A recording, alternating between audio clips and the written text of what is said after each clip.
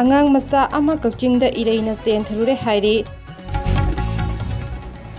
wangoi khaidem mapada Imphal turen torban kairibasing adu lepa leitana semjinbagi thabak chathare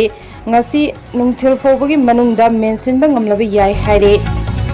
amasung sangomgi pothok hena puthoknabagi thabak paikhate haina NDDB gi chairman Dr. Mines Sana phongdorakle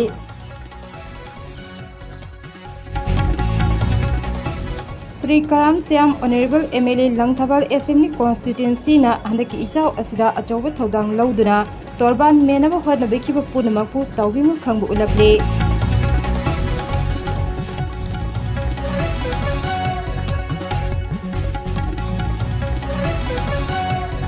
Voice of MEITEI PANGAL MILING tabiri punamapu taramna okchari amade paw sandok miyamna pijare angang macha ama kakchingda ireina chentharure hairi ngasi ayuk yam laibak thiba thodok amada angang macha ama kakchingda ireina chentharure adubo laibak phabadi angang adu matam chana ising ireidagi kanba ngamduna hospital da pukatkhre hairi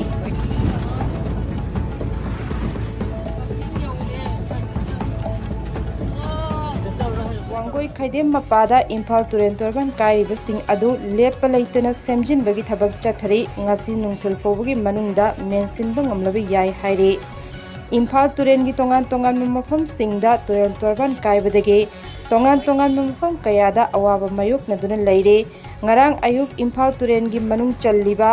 wangoi khaidem mapada torban kaikhibana Imphal turen gi ising ka hena sangshin kibana ngayok pukri kaya thumjinkhre ngami kaya kokta khur hable mayai lambi gi saru kaya ama ising na thumjin kibana emergency service yauna tongan miyam gi chathok sasinda awaba mayok nare haire Director of Information and Public Relation DIPR da gi phangba paw gi matung ina wangoi khaidem mapada Imphal turen torban karibasing adu lepa leitana semjinbagi thabak chathare ngasi nungthil phobagi manungda mensinba ngamlabi yai haire akhoi angamba thauna puthokdana hairiba kairiba jaga asi thingnabagi ngarang ayuk pung 9 adwai dagi ngasi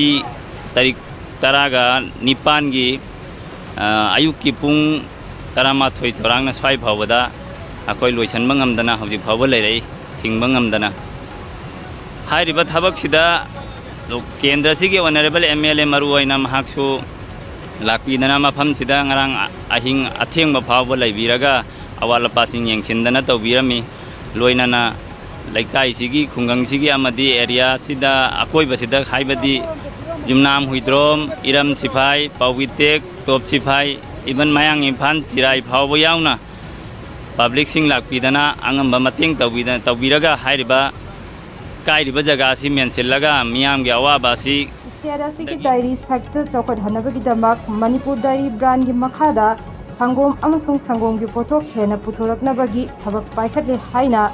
NDDB gi chairman Dr. Mines Sana phongdorakle Jingmairong da leiba classic grande da pangthokiba pawgi mifam amada mahakna Dr. Mines na makhadaraduna hai National Dairy Development Board na Manipur dairy brand gi makhada sangom gi pothok kaya launch tawkhre State asda sangom gi pothok awat pal leitanaba ano pothok sing launch tawnaba sem sari haiki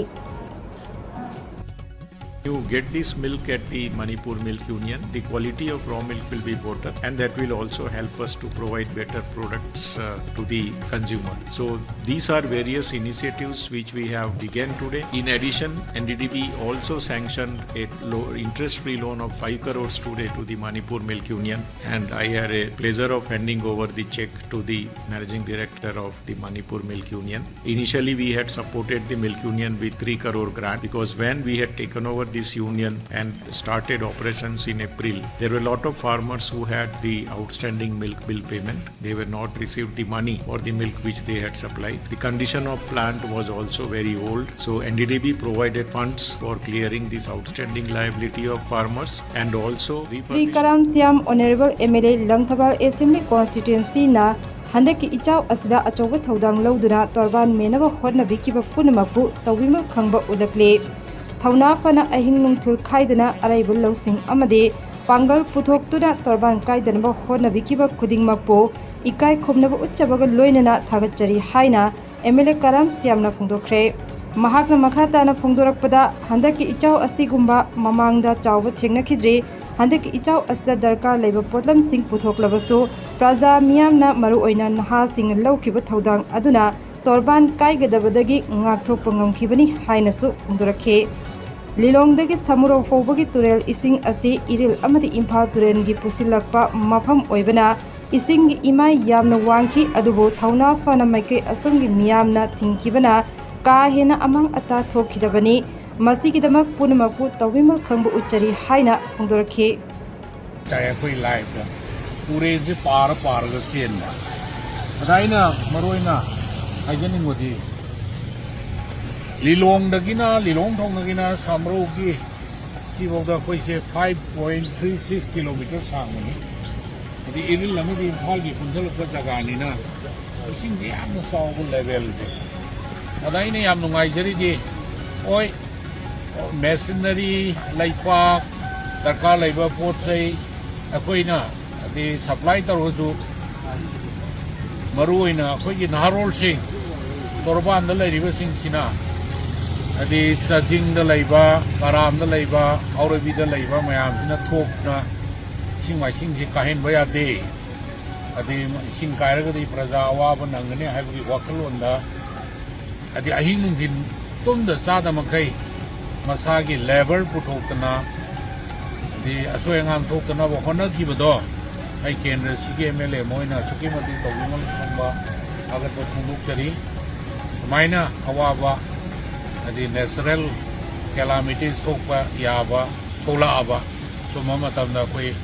औना निंगेन पुदोकना सागी दाइता खंगना थबक पांदोबसे सुकी मति तौबिमल खंबा आगत फुंदुकचरी तौबिमल खंबचरी कोई नारो पुनमो thank you